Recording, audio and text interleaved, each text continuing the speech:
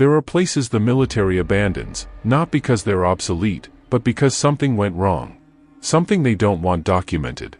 Something that made hardened soldiers refuse to return. Tonight, we're going into 5 forgotten installations where the doors were sealed for reasons that were never officially explained. These are the stories they tried to leave buried in concrete and classified files. Stories that escaped anyway. This is real. And some of these places are still standing. Story 1, The Breathing Bunker. In the dense forests of western Pennsylvania, 20 miles from any main road, there's a concrete structure that doesn't appear on any modern map. Local hunters avoid the area. The few who've stumbled across it report the same thing, a feeling of being watched, and a sound they can't explain. It's called the Laurel Ridge Installation, though officially, it never existed. Built in 1952 during the height of Cold War paranoia, this underground bunker was designed as a fallback command center, a place where military leadership could coordinate in the event of nuclear war. 70 feet of reinforced concrete and steel. 3 levels deep. Room for 200 personnel to survive for months without surfacing. Construction finished in 1954. It was operational for exactly 11 months. Then, without explanation, it was sealed. Not decommissioned, sealed. The entrance welded shut. The access roads deliberately destroyed. Every mention of it scrubbed from official records.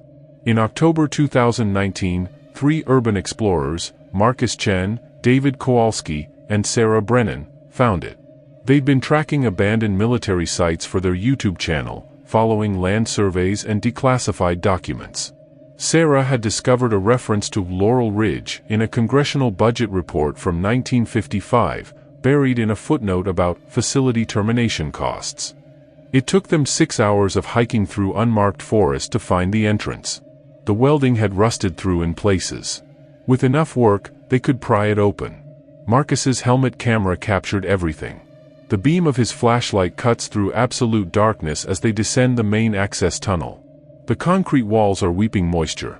Their footsteps echo wrong, too loud, with a strange delay that shouldn't exist in a corridor this size. Sarah's voice, slightly distorted by her mask. Does anyone else smell that? It's not decay, exactly. Something chemical. Something burnt.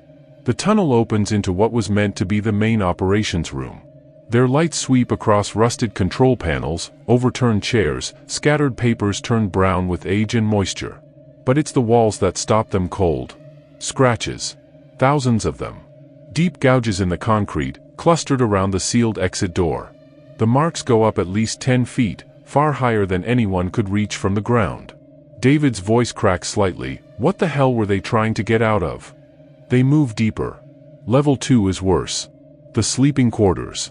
30 metal bunks, all of them overturned or bent at angles that suggest tremendous force. And on the far wall, written in something dark and oxidized. IT followed us down. No air vents large enough. Not external. Marcus is filming a row of lockers when they all hear it. A sound like breathing. Deep, rhythmic, coming from somewhere below them. From level 3. The camera shakes. Sarah whispers, "We need to leave. Right now." But Marcus is already moving toward the stairs. The footage from the next 4 minutes is difficult to watch. The camera angle is erratic, catching glimpses of the stairwell descending into perfect blackness. The breathing is louder now, unmistakable. But there's something wrong with the rhythm. The exhale is too long, the inhale too sharp, like lungs that aren't quite working correctly. They reach level 3. The flashlight beam reveals a corridor that's completely unlike the upper levels. The concrete here is darker, almost scorched. There's no equipment, no furniture. Just a single door at the end of the hall, partially open. The breathing is coming from inside. Marcus approaches. The camera angle drops as he reaches for the door. And then the breathing stops. The silence is worse. Something moves in the darkness beyond the door. Not a person. The shadows shift in a way that doesn't match any light source. Marcus stumbles backward, and the camera catches something that the 3 of them will later insist they didn't see in person, only in the footage. A shape. Tall and wrong. Moving toward the door with a gait that suggests too many joints. They ran. The footage ends with them scrambling up the access tunnel, their breathing ragged, something heavy echoing in the stairwell behind them. They sealed the entrance as best they could. They reported their findings to local authorities, who claimed to have no record of any military installation in that area. 2 weeks later, David received a visit from 2 men in civilian clothes who strongly suggested the footage be deleted and the location never disclosed. They didn't identify themselves. They didn't need to.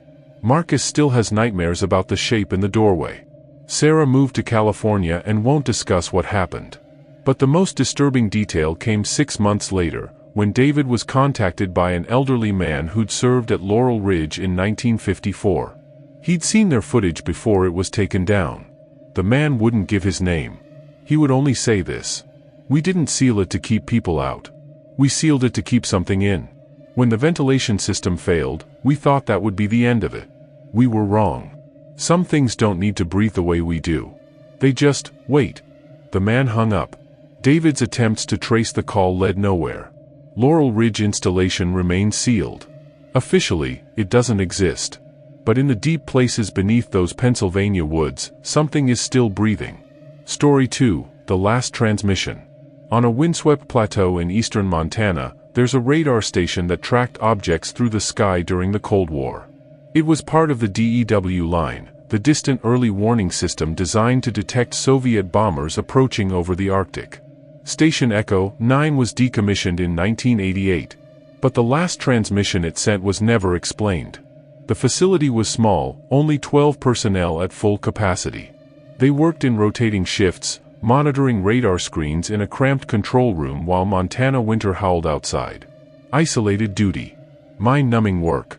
Nothing ever happened. Until November 14, 1987.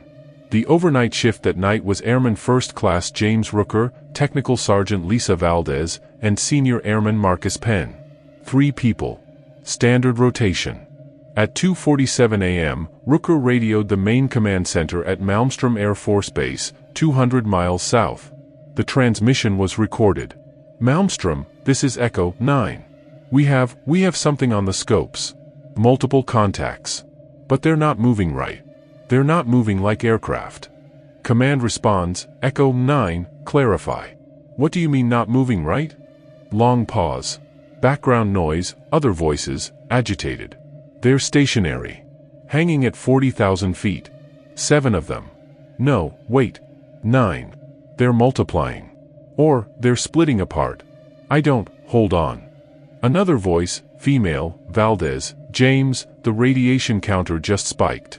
Look at the..." Sudden loud electronic interference. The transmission cuts to static, then clears. Rooker's voice, tight with fear, "Malmstrom, we're getting visual confirmation. Stepping outside to, Jesus Christ. Valdez, are you seeing this? Command, urgent now, Echo 9, report. What are you seeing?" 47 seconds of silence. Then Rooker, barely audible, "They're descending. They're coming down. Not falling. Descending. Like they're looking." Valdez in the background, "Get back inside. Now." The sound of wind. Running footsteps on metal. A door slamming. Penn's voice, panicked, "The lights just went out. Everything's down. Backup generators aren't." The transmission ends. A recovery team was dispatched at first light. The 6-hour drive through frozen Montana wilderness felt longer. They found Echo 9 intact. No damage. No sign of forced entry. The radar equipment was functional. The generators were fine, though they'd been manually shut down from inside. But the personnel were gone. All 3 of them. Their winter coats were still on the hooks. Their boots lined up by the door. In November, Montana, at a station 12 miles from the nearest road, they'd walked out into sub-zero temperatures without cold weather gear. The control room told its own story. Every piece of paper had been torn from clipboards and manuals, then arranged on the floor in a specific pattern, a spiral that led to the center of the room. In that center, written in what was later confirmed to be Valdez's lipstick, "They're hollow." The radar recordings from that night showed exactly what Rooker had described. 9 objects, stationary at 40,000 feet, then descending in perfect synchronization until they reached ground level at the exact location of Echo 9. Then the recording stopped. Search teams combed a 20-mile radius. They found tracks in the snow leading away from the station. 3 sets. Barefoot. The tracks went in 3 different directions, perfectly straight lines radiating outward from Echo 9, as if each person had simply picked a compass point and walked. Marcus Penn's tracks went northeast for 7 miles before they stopped in the middle of an open field. No body. No signs of struggle. The footprints just ended. James Rooker's tracks headed south for 11 miles before they reached a frozen creek. There, in the ice, they found him. He'd broken through and drowned in 4 feet of water. But his body position was wrong. He was facing downward, arms extended straight ahead as if he'd been reaching for something at the bottom. His eyes were open. The autopsy revealed something that wasn't included in the official report. His lungs were full of water, but not from the creek. The chemical composition was wrong. The water in his lungs didn't match any known source within 500 miles. Lisa Valdez was never found. Echo 9 was permanently decommissioned 3 weeks later. The official report cited equipment obsolescence and budgetary concerns. The radar data from November 14 was classified. The families of the 3 missing airmen received standard death benefits and were strongly discouraged from speaking to the press. But in 2003, a former radar operator who'd been stationed at a neighboring installation came forward. He'd been on duty that same night, and his station had picked up the same anomalies. He'd been ordered to delete all records and never speak of it. He described the objects as holes in the radar return, not solid contacts, but absences. Like they were absorbing everything around them. He also said that before the station lost contact with Echo 9, there was one more transmission. One that wasn't included in any official record. It was Valdez's voice, speaking very quietly. They're not ships. They're not anything. They're spaces where things should be but aren't. And now they're looking back. Today, Station Echo 9 sits empty on its Montana plateau. The building is still there, locked and abandoned. Local ranch hands won't go near it, especially at night. They say sometimes you can see lights inside. Not flashlights or equipment indicators. Vertical shafts of light. 7 of them. Or 9. Just hanging there in the darkness. Watching. Story 3, The Chlorine Facility. In the salt marshes of South Carolina, hidden behind 15-foot fences and "no trespassing" signs that have faded to ghosts, there's a chemical weapons storage facility that was officially emptied in 1992. The locals call it the Chlorine Facility, though chlorine was the least dangerous thing stored there. Built in 1943, it held some of the most toxic substances ever manufactured by human hands. Mustard gas, phosgene, sarin, thousands of corroding artillery shells and degrading canisters, all waiting to leak their contents into the groundwater. The cleanup was supposed to take 5 years. It took 2. That should have been the first warning sign. In April 2015, a local teenager named Caleb Morrison climbed the fence on a dare. He was 16, stupid in the way 16-year-olds are, and convinced the facility was just another abandoned building to explore. He brought his phone. He streamed the whole thing live on social media. The footage is still out there if you know where to look, though it's been taken down from most mainstream platforms. Caleb enters through a gap in the fence, his phone camera showing rows of low concrete bunkers stretching into the marsh fog. The air is thick with moisture and salt. Everything is still. He approaches the largest building, the main storage warehouse. The door hangs open. "All right, guys," Caleb whispers to his audience. Going inside. "This place is supposed to be empty, but I don't know. Feels wrong out here." The interior is vast. Cathedral ceilings lost in shadow. Rows of empty storage racks receding into darkness. His phone light barely penetrates 10 feet ahead. But the place isn't empty. There are shapes in the darkness. Caleb's light finds them slowly, objects covered with heavy tarps, arranged in neat rows far back in the warehouse. What the hell? Caleb moves closer. They said this place was cleared out 20 years ago. He reaches the first tarp and pulls it back. Barrels. Dozens of them.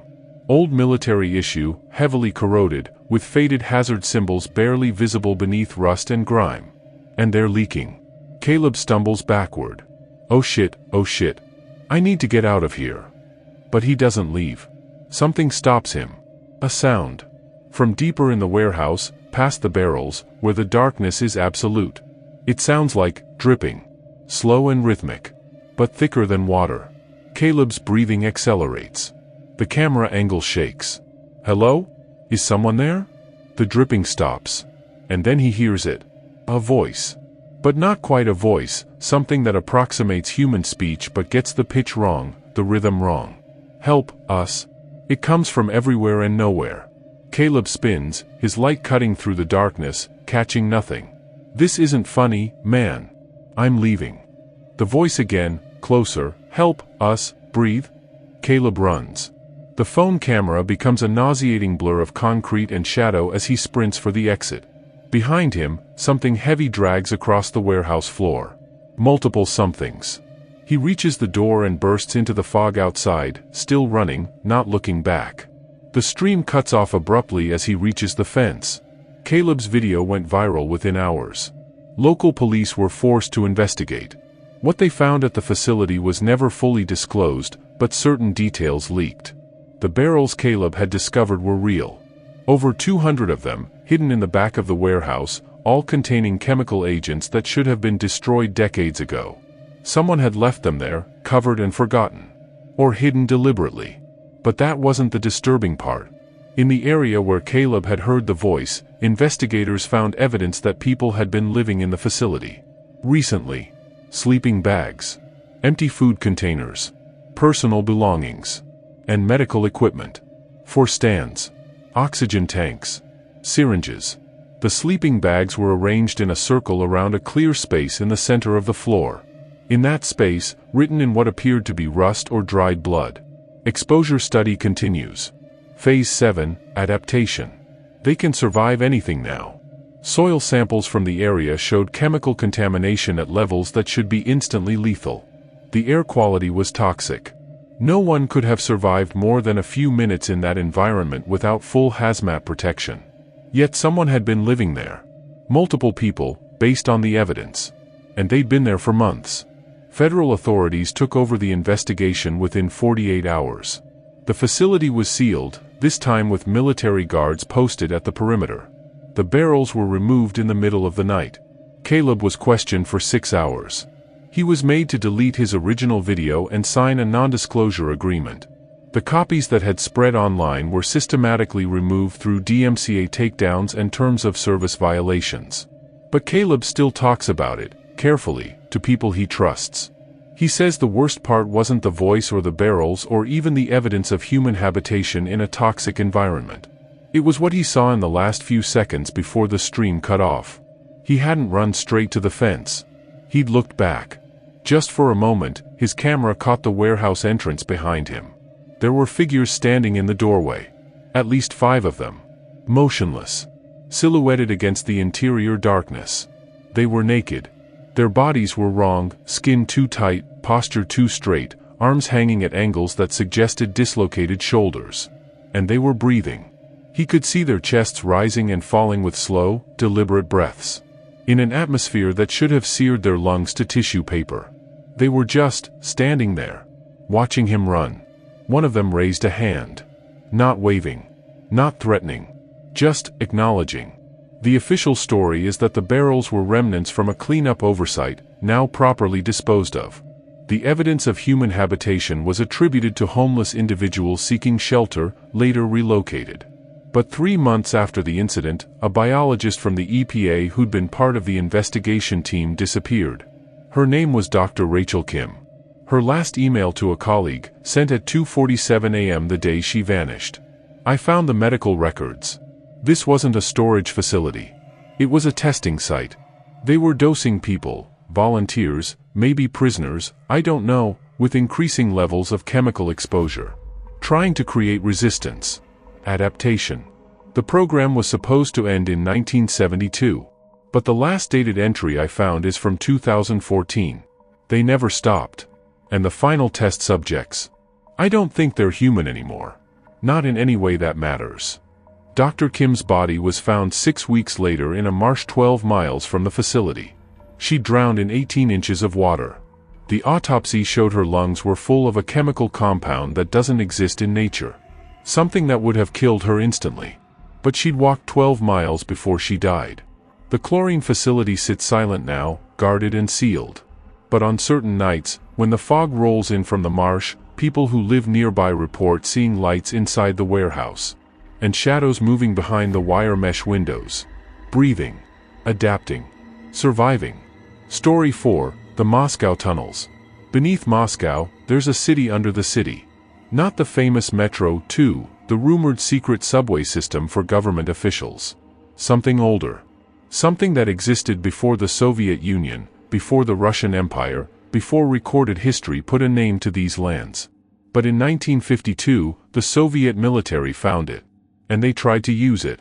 The network of tunnels extends for miles beneath the historic center of Moscow. Natural caverns expanded and connected by human hands over centuries. The Soviets discovered them while excavating for a new command bunker during the paranoia of the early Cold War. They saw potential. Underground facilities. Secure communication routes. Fallback positions that no bomber could touch. They sent in military engineers to survey and expand the tunnel system. 7 teams went down in the fall of 1952. 2 came back.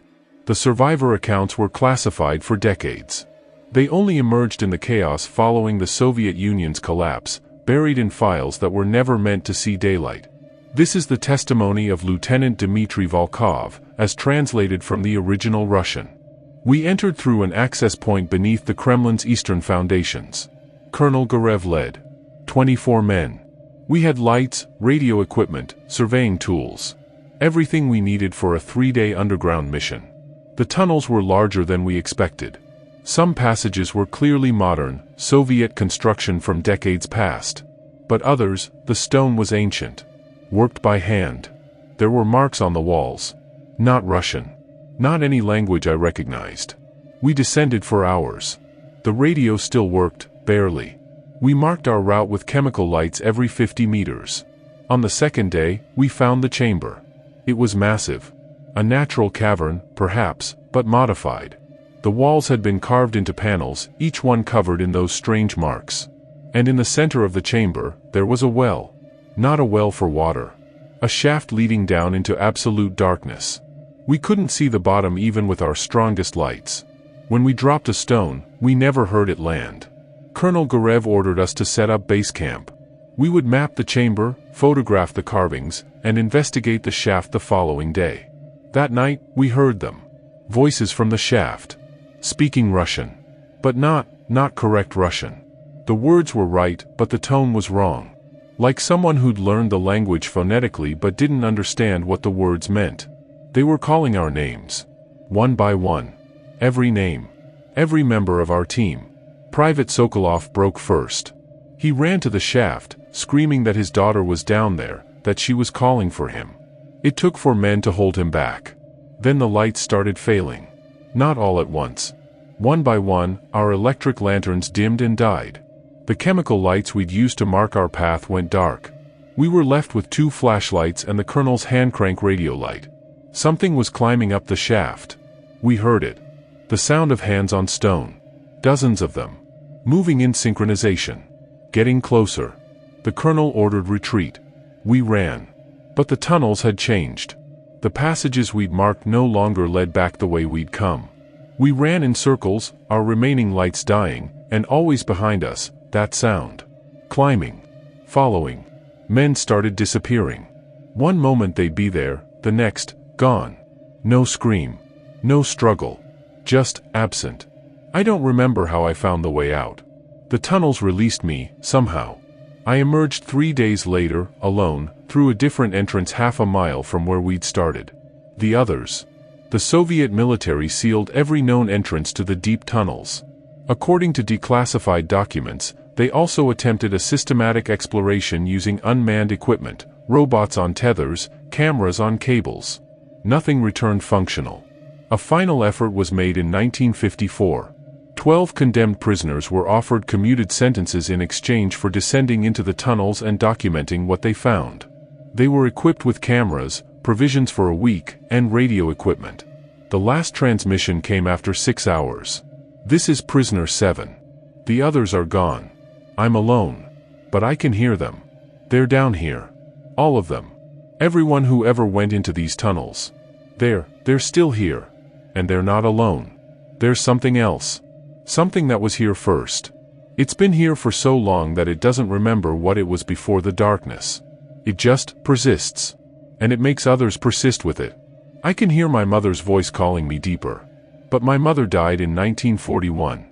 I'm going to follow her voice. I don't think I have a choice anymore. The transmission ended. The entrances to the deep tunnels remain sealed. Most have been concreted over, built over, forgotten. But in 2018, construction workers breaking ground for a new Moscow metro extension broke through into an unmapped passage. The city immediately halted construction and sealed the breach. 3 workers were in the passage when it was discovered. They reported seeing chemical lights in the darkness ahead. Old Soviet-era lights. Still glowing. Still marking a path deeper. When emergency crews sealed the breach, one of the workers, a man named Alexei Rudakov, tried to stop them. He insisted he could hear his grandfather calling from the darkness. His grandfather who'd been a military engineer in the 1950s. His grandfather who'd never returned from a classified assignment beneath Moscow. Alexei was sedated and removed from the site. He was held for psychological evaluation for 3 days. On the 4th day, he walked out of the psychiatric facility, took a taxi to a construction site in eastern Moscow, and broke through a cement barrier that covered one of the old Soviet access points. He descended into the tunnels. Security footage shows him climbing down into darkness, moving with strange purpose, never looking back. He's still down there. Officially, he's listed as a missing person. But sometimes, late at night, maintenance workers in the deepest sections of the Moscow metro report hearing voices through the walls. Speaking Russian. Calling names. Names of people who work in the stations above. And the voices are getting louder. Story 5, The Watching Tower. Off the coast of England, 7 miles into the North Sea, there's a structure that shouldn't be there. It's called Red Sands Fort, one of several Monsal Sea forts built during World War II to defend the Thames estuary from German aircraft. These were armed platforms, radar stations on stilts rising from the ocean, connected by narrow walkways suspended above the waves. Most were decommissioned after the war. Some were demolished. A few were left to rust, slowly collapsing into the sea. But one of them, Tower 7, was never officially decommissioned. There's no record of it being abandoned. There's just a gap. A period in 1956 when reports stop, and then resume 2 months later without explanation. And after that gap, Tower 7 is never mentioned again in official records. In July 2017, a group of British urban explorers and YouTubers known as the Forgotten Spaces Collective decided to investigate Tower 7. They'd explored the other Red Sands towers before, rusted, guano-covered platforms with spectacular views and historical appeal. Tower 7 was different from the first approach. The others had been allowed to decay naturally, rust-consuming metal, waves gradually dismantling the structures. Tower 7 looked maintained. The metal was still painted. The walkways showed signs of recent repairs. 4 explorers made the boat journey: Emma Hartley, James Ashford, Priya Kapoor, and Thomas Webb. They documented everything. The ascent to the platform was treacherous. 60 feet of ladder, slick with ocean spray, rusted in places but structurally sound. Emma went first. The platform itself was a square structure, maybe 40 feet per side, housing what had been radar equipment and living quarters for the military crew. The door was locked, a modern padlock, not a wartime relic. James had brought bolt cutters. The interior was dark. Their headlamps revealed a space that looked wrong. The equipment was still there. Not stripped for salvage like the other towers. Radar screens. Radio equipment. All of it decades old but organized, clean, as if someone had been maintaining it. The living quarters were the same. Bunks still made. Personal items still arranged on shelves. A calendar on the wall, frozen at August 1956. And photographs. Dozens of them, pinned to every surface. Black and white images of people, military personnel, presumably the tower's crew. But something was off about the photos. Every single one showed people staring directly at the camera with identical expressions. No smiles. No variation. Just staring. Priya's voice, recorded on her camera: "This is bizarre. It's like they all posed the same way. Or someone arranged them like this after." Thomas interrupted. "After what?" She didn't answer. In the main operations room, they found the logbook. Standard military issue, filled with daily entries in neat handwriting. The last entry was dated August 14, 1956. Day 47 of continuous observation. The signal persists, unchanged in frequency or intensity. We have determined that it is not radio interference, not atmospheric phenomenon, not equipment malfunction. It is a transmission. But when we trace the source, the equipment indicates it is coming from beneath us. From the ocean floor. From a depth that our charts show as impossible. There is nothing down there. The seabed is only 70 feet deep in this location. But the signal is coming from at least 2,000 feet down. We have stopped responding to mainland radio checks. They would order us to evacuate. We cannot evacuate. We need to understand. Last night, Crawford saw something in the water. He won't describe it. He just points down and says, "They're waiting." He's been standing at the window for 6 hours, watching the water. The signal is changing. It's starting to sound like voices. The logbook ended there. But there were more entries. Written in a different hand, less controlled. Day 50. Crawford went into the water. He just climbed over the rail and dropped. We heard him hit the surface. We did not hear him come back up. But an hour later, we heard his voice on the radio. Calling from below. Telling us to come down. Day 51. We can all hear them now. Not through the radio. Through the walls. Through the metal itself. The tower is conducting something. We are inside an antenna. We are receiving. Day 52. I am the last one awake. The others are in their bunks. They are breathing, but they will not wake. And they are smiling. All of them. The same smile. I can see lights under the water. Vertical shafts of light, rising from the depths. They are beautiful. Crawford is calling me. His voice is so clear now. He says they've been waiting for so long. He says the signal has always been a beacon. He says. The page ended mid-sentence. The final entry was just a date, August 15, 1956. And below it, in careful block letters. Emma found the stairwell leading down.